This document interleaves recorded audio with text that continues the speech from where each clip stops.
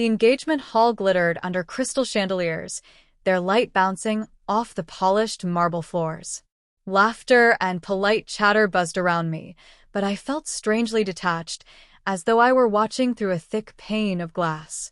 I, Vivian, had spent years climbing the ladder of policy advising, navigating the treacherous currents of political influence. Tonight was meant to be my crowning moment, my entry into a dynasty that promised power, prestige, and legacy. Everett's hand brushed against mine as he raised his glass in a toast. The touch should have comforted me, but instead, it sent a cold shiver down my spine. I had learned to recognize the subtle signs of duplicity, honed through years of reading allies and adversaries alike. And Everett, my fiancé, my supposed partner, was nothing if not calculated. "The champagne is exquisite," I said politely, masking the growing unease that clawed at my chest. Everett smiled, that perfect politician's smile, practiced and precise. His eyes held a glint I hadn't noticed before, a quiet satisfaction that I hadn't anticipated. He leaned closer, voice low, almost tender, but each word was a knife wrapped in silk. "It's all tied up in the prenuptial agreement, my love," he murmured, brushing a strand of hair from my shoulder with a chilling gentleness. "The trust activation required either our marriage or your absence. I chose the simpler, quieter option. With you gone, your political legacy, the consulting firm, becomes mine. Cleanly, effortlessly." My stomach dropped, and the room seemed to tilt around me. I tried to speak, but the words refused to form. The champagne I had raised to my lips burned as it slid down my throat, a cruel reminder of the trap I had walked into willingly. The paralysis began, first a cold numbness in my fingers, then spreading through my limbs, stealing my breath, my ability to move, to react. I saw him step back slightly, observing me with the same careful attention he gave campaign strategies. The realization hit hard. Everett had never seen me as a partner. He had seen me as a tool, a means to consolidate power and influence. My intellect, my foresight, my ambitions, they were liabilities to him, obstacles to be removed. And in that moment, pinned by the weight of his calculation, I died. But even in the brink of darkness, I vowed, if I were given life again, if the universe would grant me a second chance, I would ensure Everett's campaigns, his carefully constructed image, and his political power would crumble under the truth he had tried to bury. As the world went black, I clung to one thought, sharp and unwavering: I would survive. And I would return, not just to live, but to dismantle everything he thought he could control. The trust, the campaigns, the legacy, I would expose it all. And, perhaps, I would find an unexpected ally, someone I could trust, someone who could help me navigate the treacherous waters Everett had ruled with deception. Somewhere in the shadows of my future, I sensed the presence of Theo Vance, a man who would be both my partner and the catalyst for justice. He was out there, fighting battles of his own, unaware that I was about to change everything. And together, we would ensure that truth and integrity finally held the upper hand. The engagement hall's lights blurred, the laughter faded, and I felt myself slipping into nothingness, carrying a promise as sharp as a dagger. Everett would never see me coming. I woke to the smell of stale coffee, printer ink, and the faint tang of disinfectant. My head throbbed, and for a moment, I wondered if I had survived the engagement party only to find myself trapped in some bureaucratic purgatory. But the faint hum of computers and chatter of overworked interns reminded me otherwise. I was 22, back before Everett had entered my life, back before ambition had been weaponized against me. The date, May 5th, 2011. The stark reality of my second chance hit me immediately. I was no longer a victim. I had foresight, knowledge, and a mission. Everett's betrayal had been complete, calculated, and cruel. But now I held the advantage of time. My target was immediate: Theo Vance. He wasn't just any ally, he was the best friend of Everett's estranged, idealistic brother. A man of integrity who could dismantle the corrupt political scaffolding Everett would eventually build. And more than that, Theo was brilliant, focused, sharp, and dangerously committed to exposing wrongdoing. I found him in the middle of a small office, lit by the soft glow of multiple monitors. Papers, coffee cups, and half-eaten sandwiches littered the desk. His team worked silently, typing code, analyzing data, and scanning city zoning files for irregularities. He was completely absorbed, a predator of truth in his element.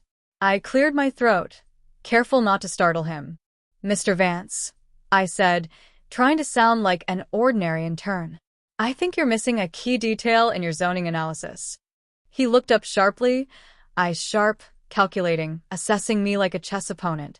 "And who are you to make that claim?" he asked, voice steady, skeptical. "I've seen it, or at least I know the future consequences," I said, letting the weight of my words hang. "The current trajectory of the zoning scam is far worse than you realize. The political players involved will leverage it later to consolidate power in ways that will hurt every resident. Everett, someone close to you, will exploit this corruption." Theo's eyebrows rose, a mixture of disbelief and intrigue crossing his face. "You're saying you have foresight? This is a lot to swallow from an intern who just wandered into our office." I stepped closer, pulling out a small notebook filled with hand-drawn flowcharts, timelines, and notes that only someone with knowledge of future outcomes could create. "I have data you can verify," I said firmly. "I'm offering the roadmap to dismantle a political trajectory before it even begins. I need your absolute commitment to principle if we're to act." He leaned back, folding his arms, studying me carefully. "I've never met anyone who speaks with such certainty or such risk." He paused, eyes flicking to the notebook. "And yet, your predictions match what I've been trying to piece together for weeks. If this is true, you might just save a lot of people from a lot of unnecessary harm." Something in that moment shifted between us. Not romance yet, but an electric understanding. Two people recognizing the weight of shared purpose, the clarity of moral alignment, and the danger in their combined knowledge. Theo's trust would be hard-won, but once earned, it would be unshakable. "Why me?" he finally asked, voice quieter now, tinged with curiosity. "Why come to me instead of anyone else?" "Because you're the one Everett fears the most," I said simply, meeting his gaze. "You have the skill, the integrity, and the independence he cannot manipulate. Together, we can expose him before he consolidates the power he craves." Theo studied me, a slow smile breaking the tension. "Well," he said, leaning forward, "if what you're saying is true, then welcome to the team. But know this isn't a game. If you're wrong, people will get hurt." "I'm not wrong," I said, the conviction in my voice leaving no room for doubt. "And if anyone tries to betray me, I will ensure the consequences are swift." Our partnership began that day, forged in shared purpose, relentless principle, and the quiet acknowledgement that we could trust no one else but each other. Late nights followed, filled with reviewing city plans, uncovering corruption, and mapping out Everett's likely maneuvers years before they could manifest. I noticed, even then, subtle moments when Theo's presence became more than professional. The way his hand brushed against mine when passing files. The intensity of his gaze as he studied my charts. The warmth in his voice when he offered reassurance during a long night of analysis.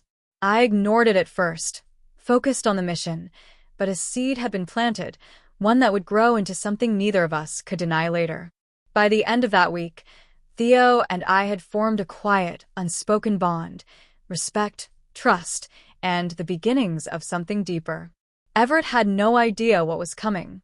And neither did he know that in trying to control me, he had underestimated not just my intellect, but my heart, and the man I would come to rely on above all else. The office was silent except for the soft hum of computers, punctuated by the occasional click of a keyboard. Theo's team had dispersed for the evening, leaving just the two of us bent over screens and spreadsheets. I leaned closer to point out a flaw in the projected campaign timeline Everett would attempt to exploit in 3 years. "You see this?" I asked, tapping the margin of the digital chart. "If he applies leverage here, he can force a zoning board decision that looks legitimate on paper but consolidates power behind closed doors. It's subtle. He's counting on nobody noticing. Theo's brow furrowed, and he leaned in beside me, our shoulders brushing. The contact was accidental, or at least it seemed that way, but the electricity that ran through my arm made me freeze for a fraction of a second. He didn't comment. He simply nodded, his focus unwavering. But I felt it, the recognition that we were no longer merely collaborators, that the energy between us had shifted. "Your foresight is uncanny," Theo murmured, his voice lower now.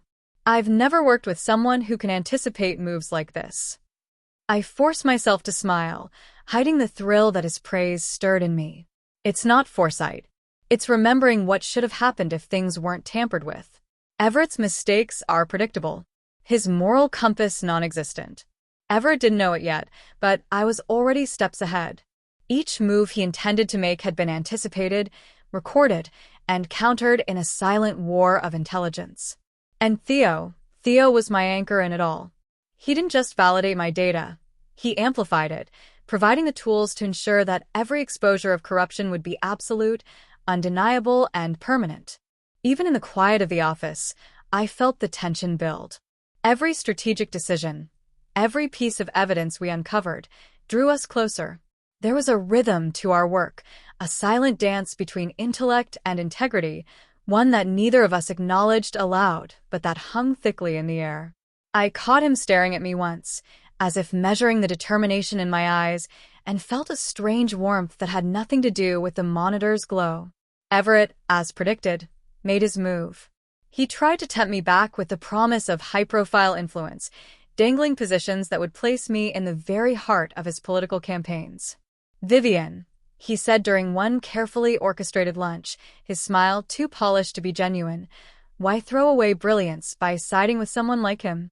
Together, we could be unstoppable." I met his gaze evenly, the betrayal from my first death still burning inside me. "I'm not siding with someone, Everett," I replied, my voice steady. "I'm siding with truth. With integrity. Theo offers both. You offer deception and ambition disguised as opportunity." Everett's eyes flickered with irritation, a subtle crack in his carefully constructed mask. He would not win me over, not now, not ever. Not when Theo and I were aligned in purpose, vision, and principle. Days turned into weeks, and our efforts culminated in the first major public exposure. A local news outlet reported on Everett's misuse of political influence in the zoning board decision. The evidence was irrefutable, sourced from the meticulous digital trails Theo and I had traced together. Every chart, every analysis, every prediction came to life. After the story went live, we sat in the office, quiet except for the soft glow of the monitors. I finally let myself exhale. Theo's eyes met mine, and this time, there was no work, no strategy, just recognition, understanding, and something more. "We did it," he said quietly, his hand brushing mine as he reached for his coffee. The touch lingered, deliberate and gentle. "We really did it." I felt my heart respond, a slow, steady beat that was entirely separate from the adrenaline of victory. "Yes," I whispered. "But this is just the beginning. Everett will escalate. He always does." He leaned back, his gaze softening. "Then we'll face him together. Not just professionally, Vivian. I mean, personally, too." The intimacy was subtle, almost unspoken, but the seed had been planted.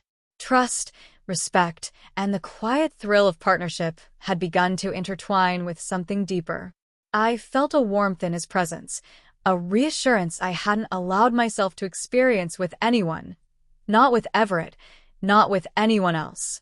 That night, as I left the office, I thought about the journey ahead. There would be more challenges, more calculated moves by Everett, more nights of exhaustion and tension. But I also thought about Theo, about the certainty that came from shared purpose and unspoken understanding. The game was far from over, but now I had an ally I could trust with my life, and perhaps my heart. And for the first time since my near-death at the engagement party, I felt a flicker of hope. Not just hope for justice, but hope for something real. The city lights flickered below my office window, a restless rhythm that mirrored the tension in my chest.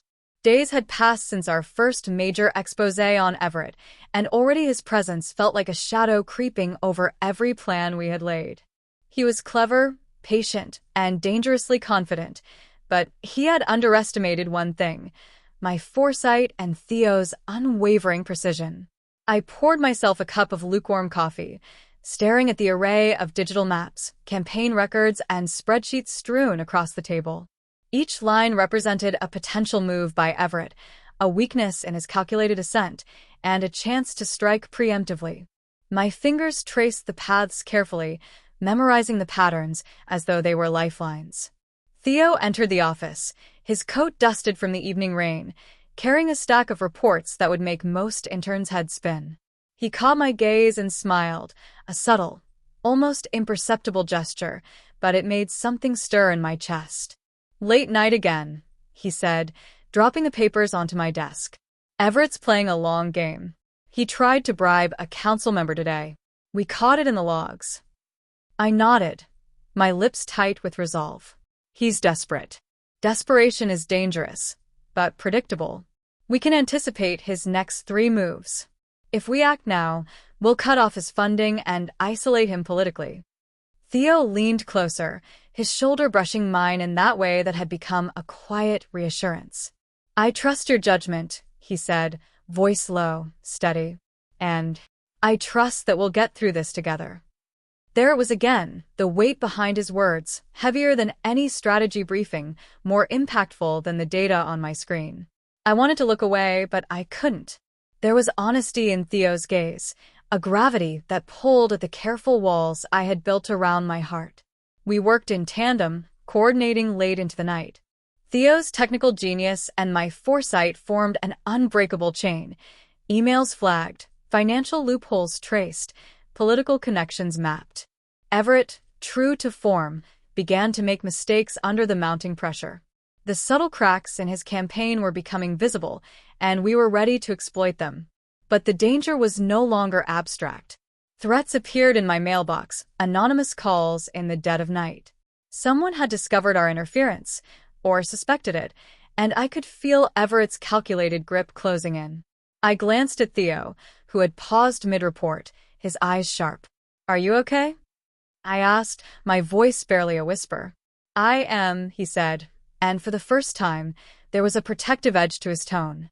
He stepped closer, his hand brushing mine as he adjusted a cable behind the monitors. "You're too focused on the fight. Let me worry about the rest." I swallowed, feeling the flutter of emotion I had long suppressed. His presence was grounding, a lifeline in the storm. I wanted to deny it, wanted to focus only on justice, but the quiet moments between plans, the lingering touches, and the way he always seemed to anticipate my next move were undeniable. The night stretched on, each hour a mix of tension, strategy, and the subtle, almost imperceptible thread of connection between us. When the last report was finally sent to the press, exposing a covert donation that Everett had tried to hide, we allowed ourselves a small exhale. Theo sat back, his gaze catching mine across the table. "You did this," he said quietly. "We did this. And yet, I feel like I can't take my eyes off you." I felt heat rise to my cheeks but held his gaze, steadying myself. "Focus," I whispered, but my heart betrayed me, hammering in sync with the pulse of the city outside. For the first time, I realized the mission was no longer only about dismantling Everett. It was about the partnership we were forming, an alliance forged in ethics, danger, and an unspoken understanding that we could rely on each other, completely. As the office emptied and the city fell silent, Theo lingered by the door. He looked at me one last time, a small, hesitant smile tugging at the corner of his lips. "Tomorrow," he said softly, "we plan the next move. Together." "Together?" I echoed, the word tasting like both promise and warning. It was a simple word, but it held the weight of trust, strategy, and something far more fragile yet undeniable, the first threads of desire, of intimacy, of something that might grow into love. I left the office that night with a renewed resolve. Everett would make mistakes, and we would catch him. And while the fight for justice raged, I found a quiet hope in Theo, a presence that was unwavering, honest, and utterly mine. The shadows of the city could try to hide Everett's schemes, but nothing could conceal the subtle pull I felt toward the man who had become my anchor. And in that, I discovered a truth as bright as any victory. Some alliances were forged in fire, and some hearts, too. The morning air was crisp, sharp against my skin as I stepped out of the car. The city buzzed with its usual rhythm, oblivious to the storm brewing behind closed doors. Everett's latest move had arrived overnight, a series of carefully planted rumors intended to discredit me and Theo, to make our early victories look like coincidence or inside manipulation. But I had anticipated this. Theo met me in the office, already scanning the network for anomalies. His expression was taut with focus, but when our eyes met, there was a brief flicker of something more, concern, yes, but also that quiet reassurance that had become my lifeline over these weeks. "He's aggressive," Theo said, voice low as he tapped on his keyboard. "These rumors, he's trying to make it look like we're colluding with lobbyists. If this hits the press before we counter it, it could damage everything we've built." I nodded, feeling the familiar rush of adrenaline. "Then we hit first. Expose the manipulation with data. Transparency is our shield." We worked in sync, each move calculated. I analyzed the sequence of political donations and hidden communications, while Theo traced the digital footprint with surgical precision. Every time our hands brushed over a document, every glance exchanged across the glow of the monitors, a subtle tension grew, a thread of intimacy neither of us dared to name aloud. Hours passed. The office fell silent except for the soft hum of computers and the occasional click of a keyboard. I leaned back in my chair for a moment, exhausted but exhilarated, and realized I hadn't noticed Theo's hand resting near mine on the desk. My pulse quickened, and I glanced up to find him watching me, eyes steady, unreadable. "You're incredible, Vivian," he said, voice low, almost reverent. "I've never met anyone who can see the moves before they happen like you do." I swallowed, feeling warmth rise to my cheeks. "It's nothing without you. Your precision makes it work. Without you, I'm just predicting shadows." He leaned closer, just enough that I could feel the heat of his presence. "Then we make a good team," he murmured, and his hand shifted slightly, brushing the back of mine. "A better team than either of us expected." I looked down at our hands, the proximity daring me to feel something beyond strategy. But there was no rush, no forced confession, just an acknowledgement of the connection that had grown silently, organically, between us. The subtle tension was a comfort as much as a thrill. By mid-afternoon, we had prepared the counter-report, meticulous, irrefutable, and structured to dismantle Everett's narrative. I sent it to the press, verified every source, and confirmed the data trail.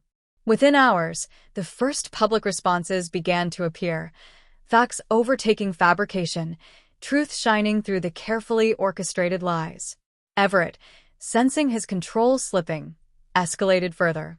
He attempted personal attacks, subtle slanders aimed at undermining my credibility. But we were ready. Every misstep, every false claim he made, had been anticipated. And through it all, Theo remained my anchor, not just in strategy, but in presence. Late that evening, after the last emails were sent and the last confirmations made, Theo and I stepped out onto the balcony. The city sprawled beneath us, lights twinkling like distant stars. I felt the exhaustion in my bones, the tension in my shoulders, and yet a profound sense of triumph. "We're holding the line," I said softly, leaning against the railing. "He can't touch us if we remain precise, deliberate, and transparent." Theo turned to me, the glow of the city reflecting in his eyes. He reached out, brushing a strand of hair behind my ear. "We're more than a line, Vivian. We're the tide." My breath caught at the intimacy of the gesture. The subtle pressure of his hand, the soft focus of his gaze, made the chaos of the day fade. I realized then that I trusted him, not just with the mission, but with something deeper, something I hadn't allowed myself to acknowledge until this moment. "Then let's rise together," I whispered, letting the words carry more meaning than strategy alone. He leaned closer, so close that I could feel his heartbeat, steady and calm against the rhythm of mine. Together, he agreed, voice low and certain. And though there was no kiss, no overt confession, the moment spoke volumes. The intimacy between us had deepened, a bond forged through shared struggle, trust, and the quiet thrill of knowing we could depend on each other completely. As we returned inside to continue monitoring Everett's next moves, I felt a strange peace. He would try, he would escalate, but we were prepared. And in Theo, I had found more than an ally. I had found a man whose integrity, patience, and quiet strength anchored me in ways I hadn't imagined possible. The rising tide of our mission mirrored the rising tide of something personal, something inevitable. And I knew, in that moment, that whatever battles lay ahead, I wouldn't face them alone.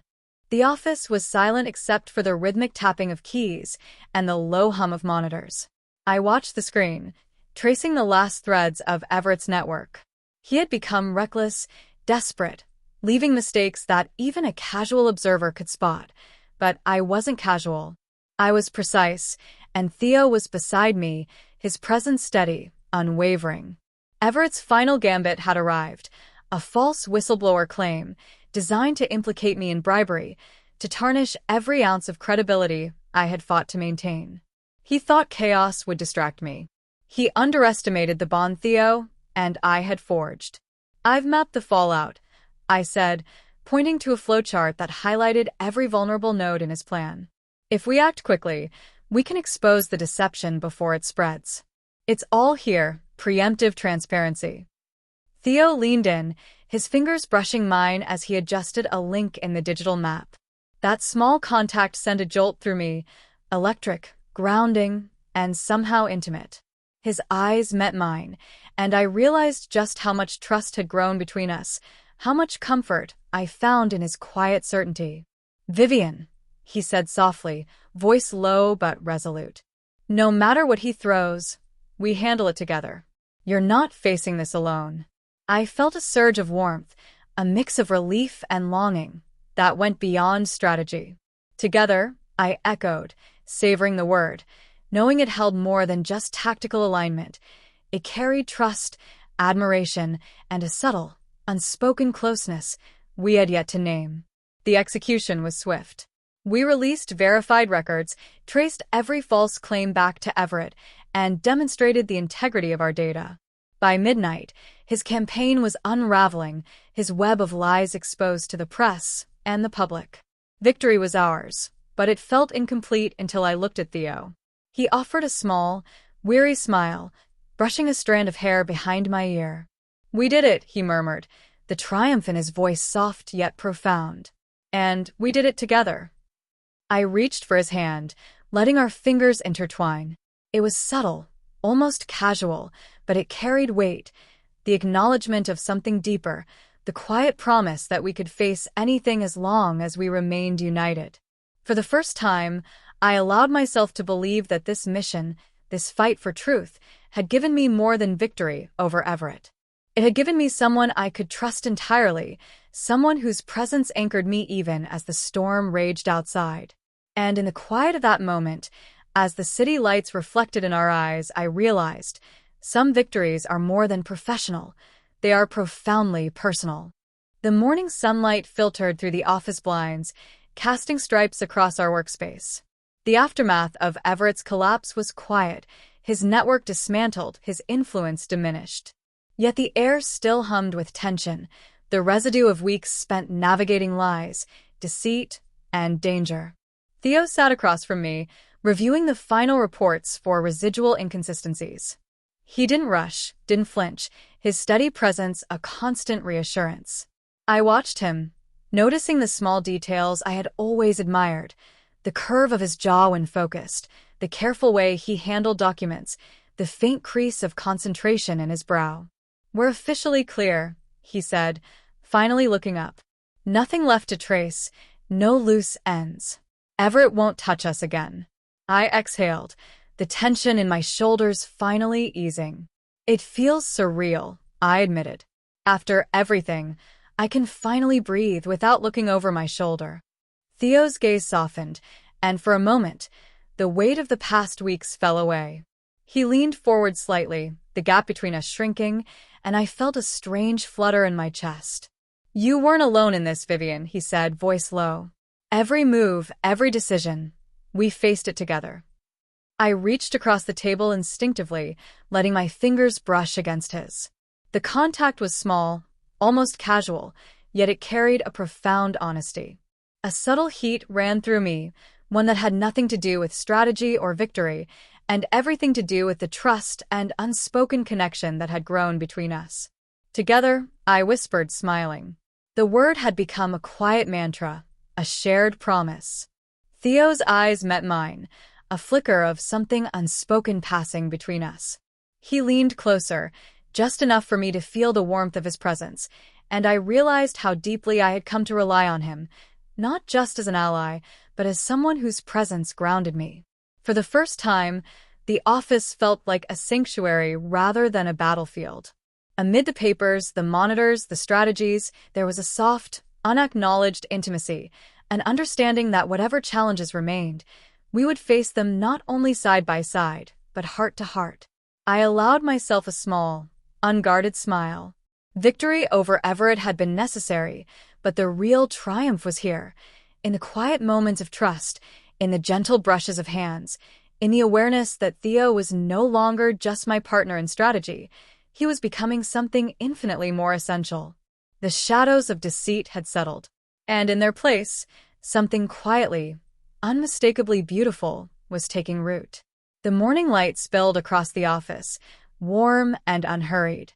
The city outside buzzed with life, oblivious to the battles we had fought, the webs of deceit we had unraveled. Everett's shadow was gone, his schemes exposed, and the firm we had built now stood unshakable. I sat across from Theo, the final reports open on the screens between us. There was no rush today, no pressing crisis, just the quiet satisfaction of work well done. I let myself finally relax, feeling the exhaustion from weeks of tension ease from my shoulders. Theo leaned back in his chair, stretching, his eyes lingering on me. There was a softness there now, a trust that went beyond professional respect. "We've done it, Vivian," he said, voice low but steady. "Everything we've built.